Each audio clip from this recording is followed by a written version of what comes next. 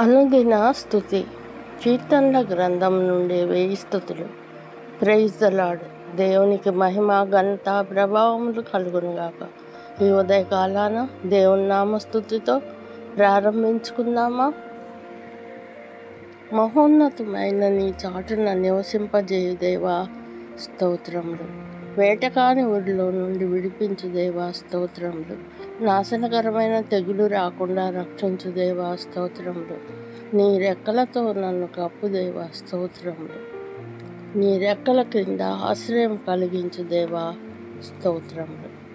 మహోన్నతుని చాటున నివసించువాడే అనగా దేవునిపై ఆధారపడి ఆయన యందు విశ్వాసం ఉంచువారు మాత్రమే ఆయన నీడలో విశ్రమించగలరు.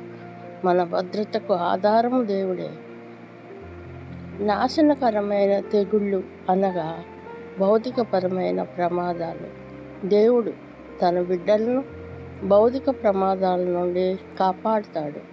అవసరమైతే వాటిని ఎదుర్కొని జయించే శక్తినిస్తాడు.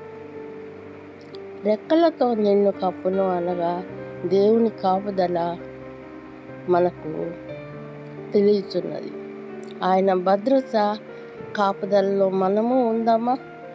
ప్రార్థించుకుందాము. కృపా కనికరముగా దేవా, మా ప్రభువా, మా దేవా, మా రాజా, మీకు లెక్కలేని స్తుతి స్తోత్రాలు చెల్లించుకుంటున్నాను నాయన.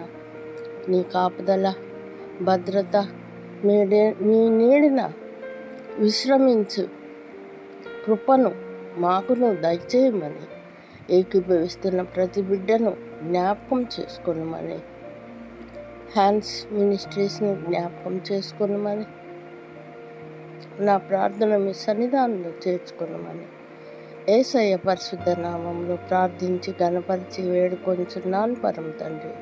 Amen, amen, amen.